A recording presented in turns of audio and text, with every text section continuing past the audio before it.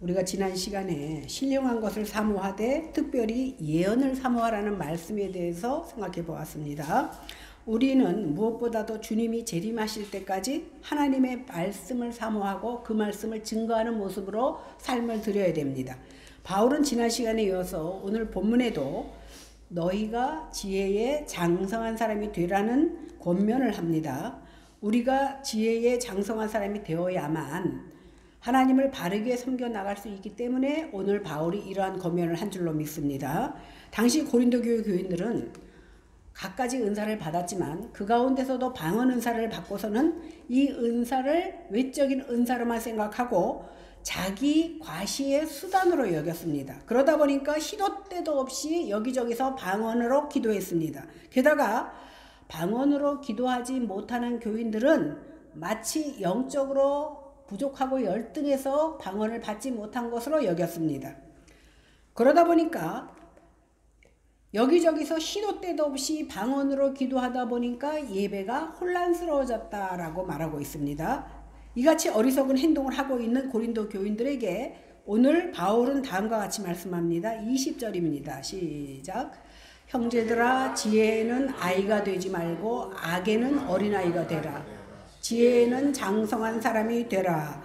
사도 바울이 지혜에는 아이가 되지 말고 장성한 사람이 되라는 말은 교회에 주어진 은사들이 교회에 덕을 세우는 것이 돼야 되는데 자기를 과시하는 데 사용하게 되는 것은 안 된다라는 것을 책망하고 있는 겁니다. 그러니까 은사가 주어졌다는 것은 예수님께서 당신의 몸된 교회인 우리를 고아처럼 내버려 두지 않고 친히 다스리신다는 표시로 은사를 주신 겁니다.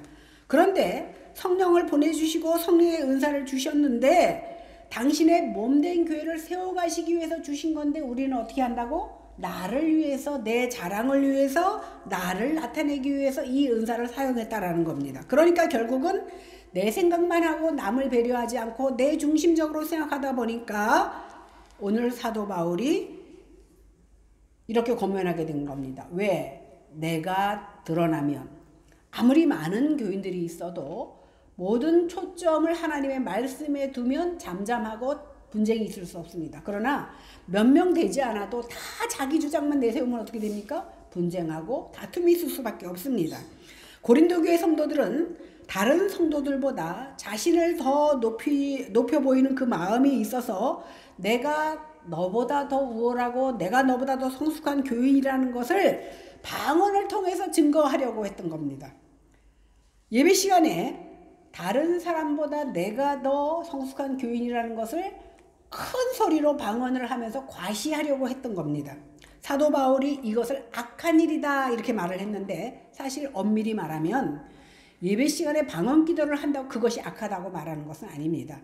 정확히 말을 하면 다른 사람보다 내가 더 높고 내가 더 성숙하다고 생각한 것, 그러니까 자기중심적으로 생각한 그것이 악한 일이라는 거예요. 그러니까 방언으로 기도했기 때문에 그것이 악하다는 것이 아니라 그 마음의 근본이 결국은 나를 드러내고자 했던 그 마음이 있어서 방언을 그렇게 했기 때문에 그것이 악하다 이렇게 생각한 겁니다.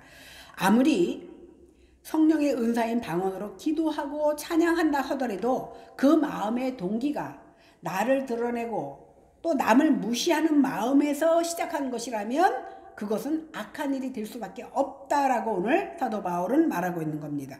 이러한 것이 본질적으로 하나님을 떠난 죄악된 인간의 모습이다, 전형적인 모습이다 이렇게 생각할 수 있는데 죄가 무엇입니까? 헬라어로 죄는 하말티아라고 하는데 그 뜻은 관역에서 벗어났다라는 뜻입니다. 그러니까 이 죄가 우리 안에 있음으로 말미암아 내 신분이 어떠한지를 까먹고 내가 하나님처럼 되려고 했던 것, 이것이 바로 죄입니다. 첫인간 아담과 하와가 선악을 알게 하는 나무의 열매를 먹은 것이 첫 범죄인데 그들이 왜 하나님께서 먹지 말라고 한 그 선악을 아는 지식 나무를 먹었냐는 겁니다. 뱀이 꼬셨잖아요. 뭐라고 꼬셨습니까? 이것을 먹으면 네가 하나님처럼 될 것이라고 꼬셨습니다. 이게 무슨 말입니까? 네가 하나님처럼 된다라는 말은 너 하나님 없어도 잘 살 수 있어 라고 꼬신 겁니다. 이 말을 아담과 하와가 받아들였습니다. 그런데 성경은 이것을 뭐라고 얘기합니까? 죄다라고 말합니다. 어떤 죄? 하나님에게서 떨어져 나가는 죄, 분리를 말하는 겁니다. 우리가 보통 죄의 삭은 사망이라고 말하는데 이 죄의 삭은 사망이라고 했음에도 불구하고 아담과 하와가 죽지 않았어요. 육체적으로 죽지 않았습니다. 그러면 진정한 의미의 사망은 무엇입니까? 하나님과 분리된 것. 하나님과 나와 상관없이 사는 이것이 바로 사망인 것입니다. 영적인 사망인 겁니다. 그러니까 하나님보다 또 내 이웃보다 나 자신을 더 중요하게 여기는 것, 자기 중심적인 삶을 사는 것, 이것이 바로 죄의 본질입니다. 그러므로 아무리 성령의 은사인 방언으로 기도하고 찬양한다 할지라도 다른 그 동기가 다른 사람을 무시하거나 자기를 높이려고 했다면 이것이 악한 일이 될 수밖에 없고 이것이 죄일 수밖에 없는 겁니다. 방언을 통해서 자신을 과시하려고 했던 고린도 교회 성도들이 범한 죄가 바로 이겁니다. 이것은 방언뿐만이 아닙니다. 아무리 자기가 하나님의 이름으로 많은 봉사를 하고 헌신을 하고 많은 것을 주님 앞에 드린다 할지라도 그것이 결국 내 이름을 드러내고 자신을 높이기 위한 일이라면 남의 눈에 보기에는 선하게 보인다 할지라도 결국은 악한 것이 되고 마는 겁니다. 그러므로 우리들은 무엇을 하든지 자기중심적인 태도를 버리고 하나님을 우선하고 나 아닌 다른 사람을 배려하는 마음, 그 사랑이 있어야 합니다. 이것 때문에 오늘 사도 바울은 12장과 14장에 이어서 은사를 말씀하시는 가운데 이 은사에 앞서 사랑이 있어야 되는 것을 말씀하신 겁니다. 그러면 고린도전서 13장에서 우리에게 뭐라고 말씀했습니까? 사랑이 없으면 네 몸을 불사르게 내어줄지라도 아무 소용이 없다라고 말씀했습니다. 그러니까 결국 사랑이라는 것이 무엇입니까? 간단히 말하면 자기 중심적인 생각에서 벗어나서 하나님과 내 이웃을 먼저 사랑하는 것, 이것이 바로 사랑이라는 겁니다. 그래서 사도 바울은 고린도전서 10장 24절에서 뭐라고 말씀합니까? 누구든지 자기의 유익을 구하지 말고 남의 유익을 구하라고 말씀하셨습니다. 이것이 바로 다른 사람을 사랑하는 것이고 결국은 하나님을 사랑하는 것이 되며 지혜의 장성한 자가 되는 겁니다. 그래서 성경에도 뭐라고 했습니까? 내 이웃, 적은 자, 소자에게 하는 것이 곧 누구에게 하는 것이다? 나에게 하는 것이다. 이렇게 말씀한 겁니다. 사도 바울은 지혜의 장성한 사람의 예를 자신이 직접 보여준 것이 있습니다. 어디 있습니까? 고린도전서 8장에 보니까 고린도 교회에 우상에게 바쳐진 고기를 먹느냐 마느냐 하는 문제로 그 분쟁이 벌어진 일이 있었습니다. 그러니까 우상에게 바쳐진 고기를 먹으면 된다라고 말하는 사람이 있었는가 하면 우상에게 바쳐졌기 때문에 그것을 먹으면 우리도 부정해진다라고 반대하는 사람들이 있었습니다. 그럴 때 사도 바울은 뭐라고 얘기했냐면 우상이라는 것은 아무것도 아닌 것이다. 아무것도 아닌 것에 바쳐진 것은 그저 음식에 불과하기 때문에 먹어도 아무 상관이 없다 이렇게 말합니다. 그렇지만 만일 그 음식을 먹음으로 내 형제가 실족하게 된다면 나는 그 고기를 절대로 죽을 때까지 먹지 않겠다라고 사도 바울은 말합니다. 그러니까 사도 바울은 이 음식이 내가 먹어도 아무 상관이 없지만 그런 확신을 가지고 있지만 어느 누군가가 내가 먹는 그 모습을 보고 시험을 당해서 다시 예수님 앞에 나오지 않는다고 한다면 그 누군가 때문에 나는 그 고기를 절대 죽을 때까지 먹지 않겠다라고 말한 겁니다. 이것이 바로 지혜의 장성한 사람의 행동이고 모습입니다. 자기중심적으로 행동하지 않고 다른 사람을 먼저 배려한 겁니다. 왜? 예수님 때문에. 이것이 하나님이 기뻐하시는 참된 성도의 모습이어야 됩니다. 자기보다 하나님을 먼저 생각하고 자기보다 다른 사람을 먼저 생각하는 것, 이것이 바로 지혜의 장성한 자의 모습입니다. 그러므로 사도 바울은 예배 중에 방언을 말함으로 다른 사람에게 혼란을 빠뜨렸던 그런 사람들에게 성숙한 신앙은 방언으로 기도하기에 앞서서 나는 충만해서 방언으로 기도하지만 이것이 행여나 다른 교인들에게 방해가 된다면 절제할 수 있는 그것이 바로 장성하고 지혜로운 성도다라고 말씀하고 있는 겁니다. 오늘 디모데전서 1장 15절에서 17절에 보면 mit보다 모든 사람이 받을 만한 이 말이요 그리스도 예수께서 죄인을 구원하시려고 세상에 임하셨다 하였도다. 죄인 중에 내가 괴순이라 내가 긍휼을 입은 까닭은 예수 그리스도께서 내게 먼저 1절 오래 참으심을 보이사 후에 주를 믿어 영생 얻는 자들에게 본이 되게 하려 하심이라. 만세의 왕 곧 썩지 아니하고 보이지 아니하고 홀로 하나이신 하나님께 존귀와 영광이 세세에 무궁토록 있을지어다. 이렇게 말씀하셨습니다. 바울은 자신이 긍휼을 입은 것이 오직 하나님의 은혜여 예수 그리스도께서 오래 참으심으로 말미암았다라고 고백합니다.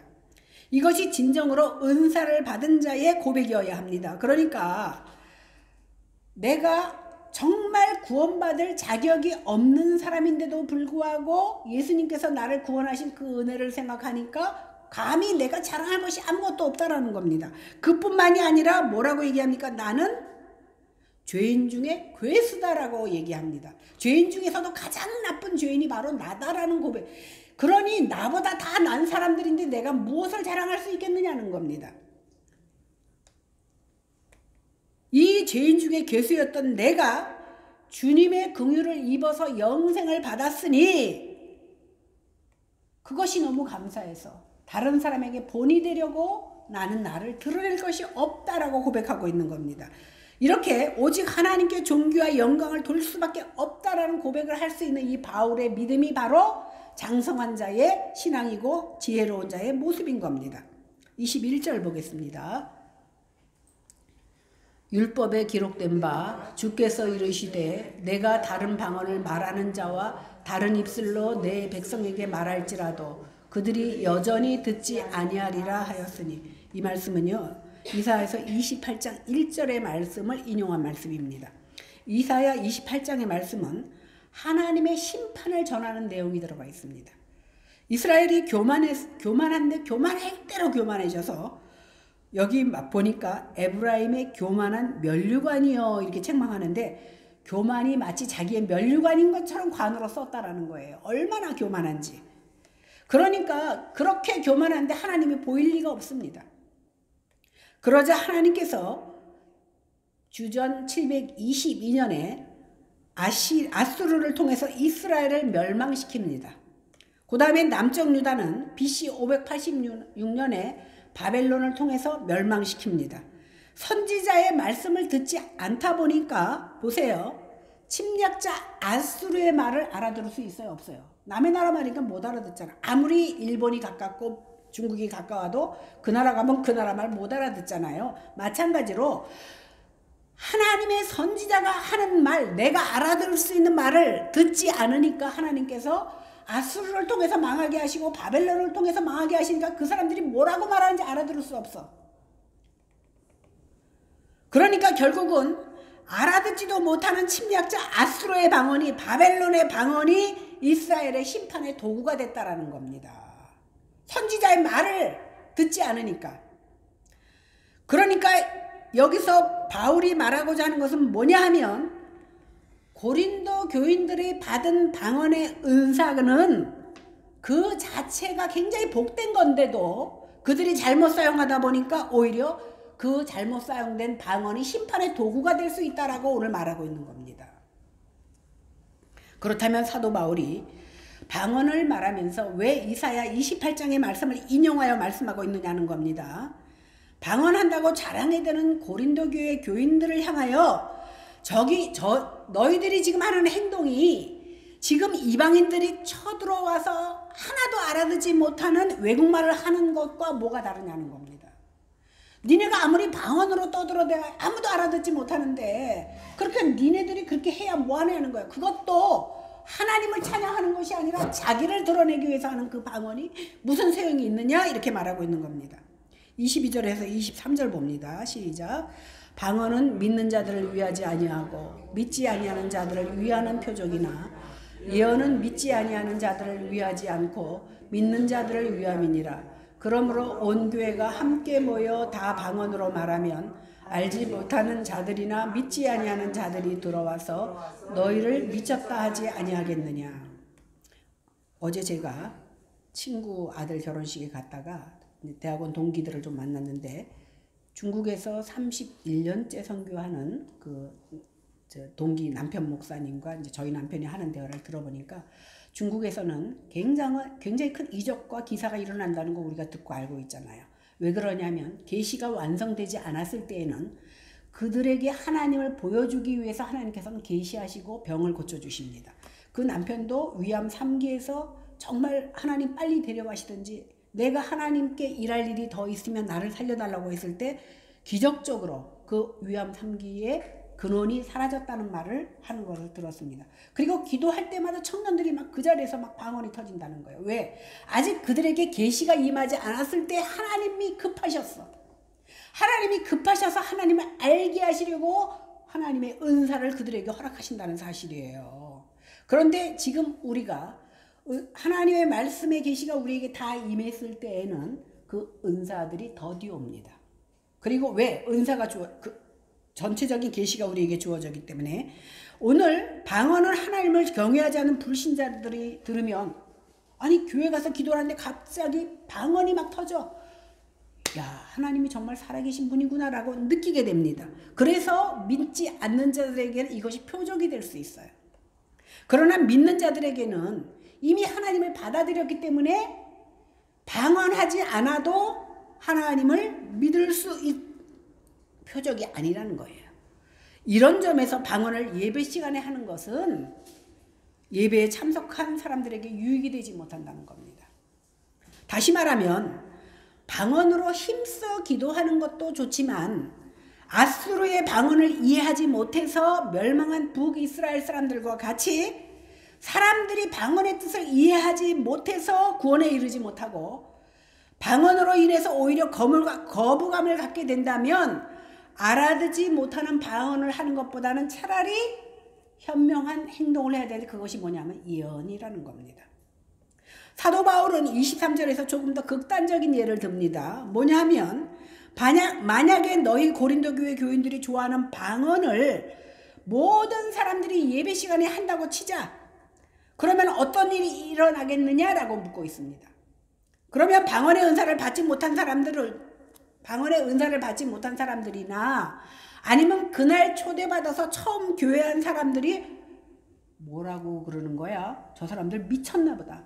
제가 맨 처음에 한탄강 있는데 거기서 은혜를 받았을 때 몇 분간 목소리가 나 찬양하는데 소리가 안 나와서 속으로 내가 하나님이 나를 벙어리를 만드시나 보다. 살아서 기도하는데 목소리가 안 나왔어요. 그래서 하나님 죄의 안개를 걷어달라고 막 영으로 기도할 때에 갑자기 울음이 터지면서 그 눈물 콧물 막 진동하고 난리가 났어. 그러니까 주변에서 고등학교 2학년 때인데 주변에서 학교에서 수련회 가고 주변에서 목사님 쟤 미쳤어 이런 소리가 막 들렸어요. 남 보기에 미쳤다라는 생각이 들 만큼 하나님께서 역사하신 거예요. 내 힘으로 된 것이 아니었습니다. 그러니까 오늘 믿는 사람도 처음 방언을 막 들으면 이상한 언어잖아요. 그런데 하물며 믿지 않는 사람들이 그 눈에는 어떻게 보이냐 하면 미쳤구나.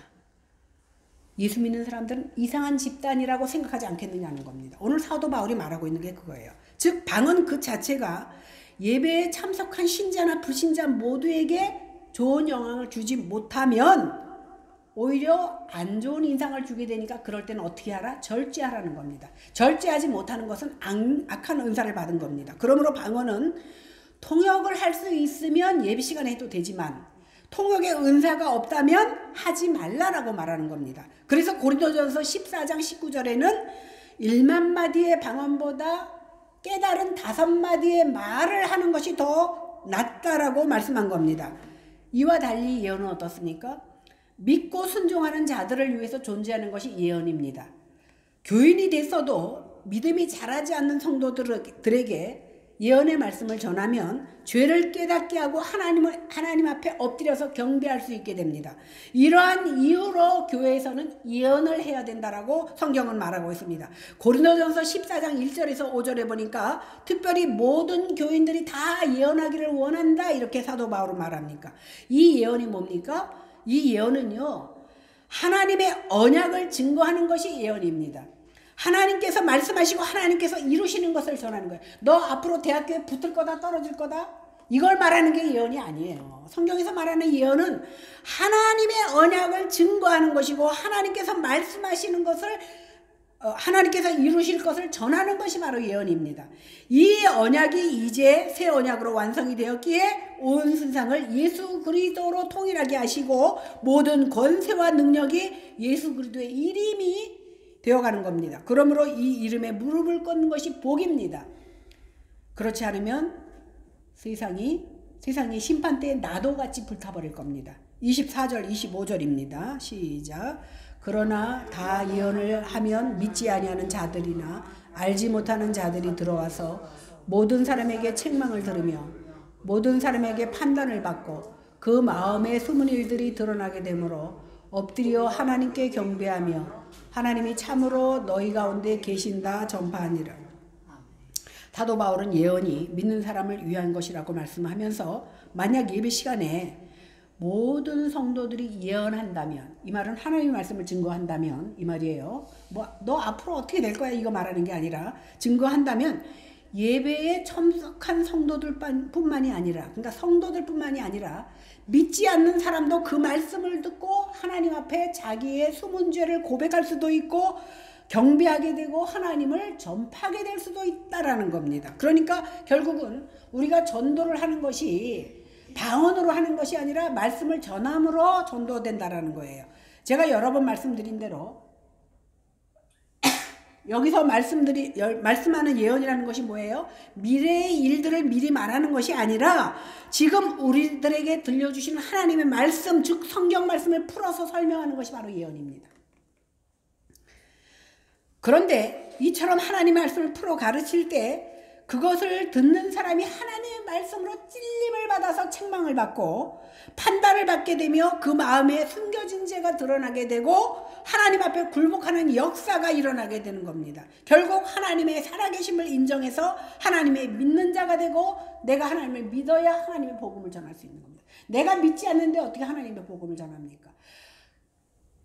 예수 그리스도 이후로, 초대교회 이후로 많은 자들이 변화되어서 복음이 증거되었는데 우리까지 예수님을 믿는 사람들이 다 들어서 믿게 된 것이 아닙니다. 한두 명이 믿고 그들이 돌아서서 하나님의 말씀을 전파할 때에 그 전파된 것이 우리에게까지 왔는데 그것은 어떠한 이적으로 된 것이 아닙니다. 이적과 표적으로 순간 내 가려움을 긁어준 것으로 내가 예수를 믿었다고 생각한다면 결국은 내게 표적이 사라졌을 때 우리는 하나님을 가볍게 버려. 그래서 값싼 복음을 만들어 버립니다. 그러나 말씀으로 내가 변화받고 믿었을 때는 그 말씀이 내 심령의 꽂힘으로 말미암아 어떻게 됩니까?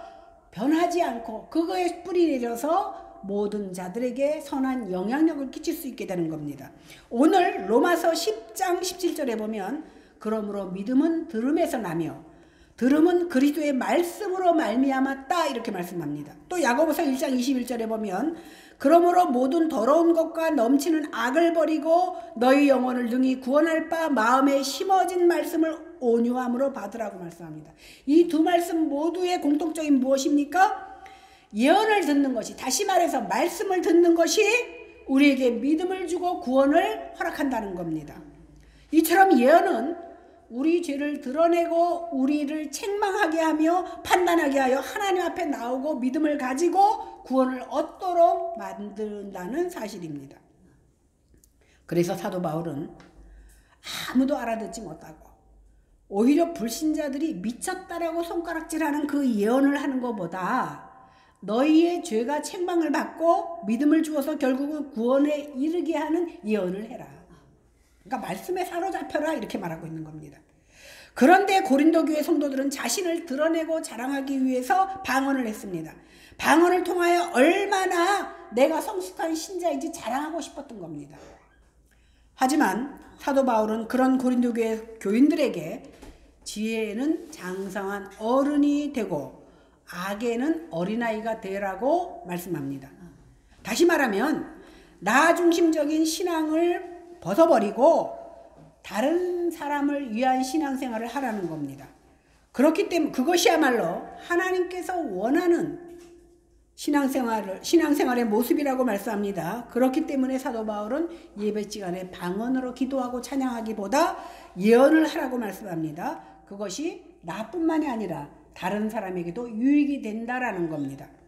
25절에 보면 너희 중에 하나님이 계시다 이 말씀이 있는데 이건 역시 그 스가랴서 8장 23절의 말씀을 인용한 말씀입니다.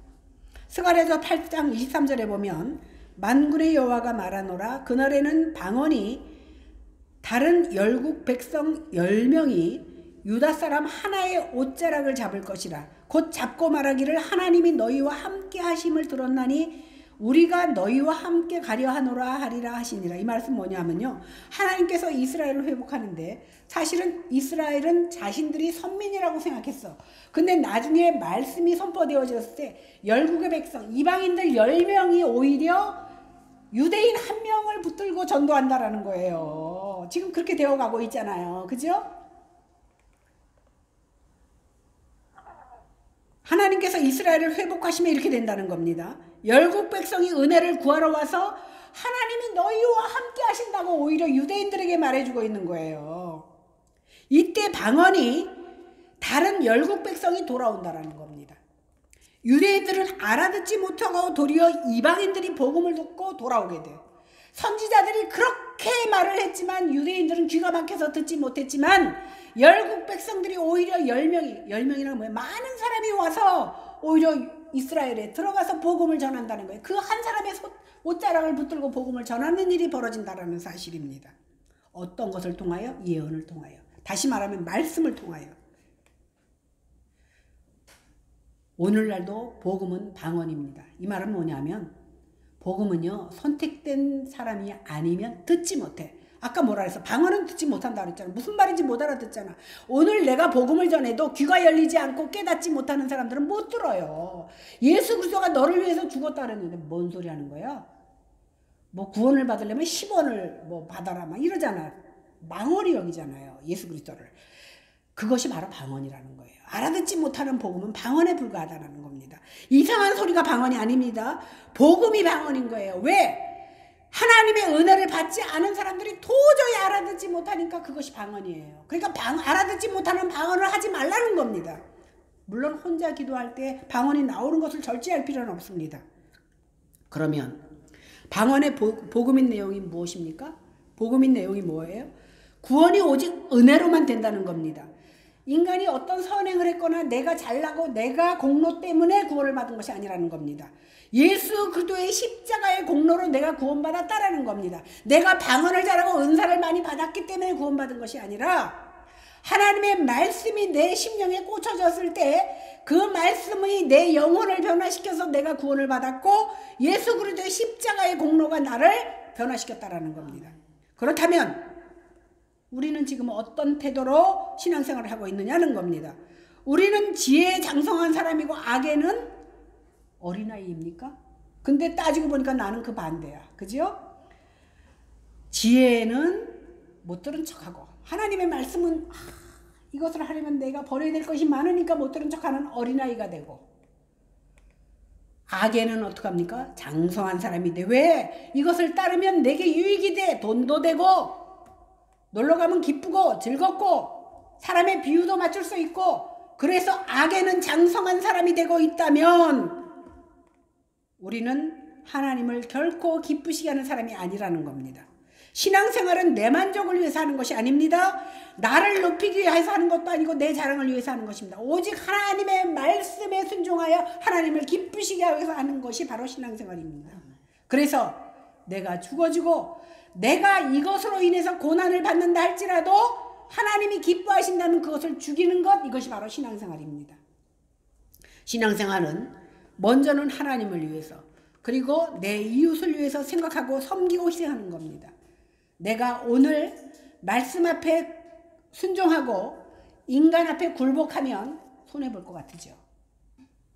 당장 손해볼 것 같으죠. 결과적으로 하나님이 나도 살리고 그도 살립니다. 나도 살리고 가정도 살립니다. 이것을 계산하지 못하니까 그저 1 더하기 1은 2밖에 모르니까 그렇게 행동하고 있는 겁니다. 이렇게 하나님의 복음의 말씀 앞에 우리가 순종할 때에 하나님께서 우리를 높여주시고 귀히 여기십니다. 이것이 참으로 복된 일입니다.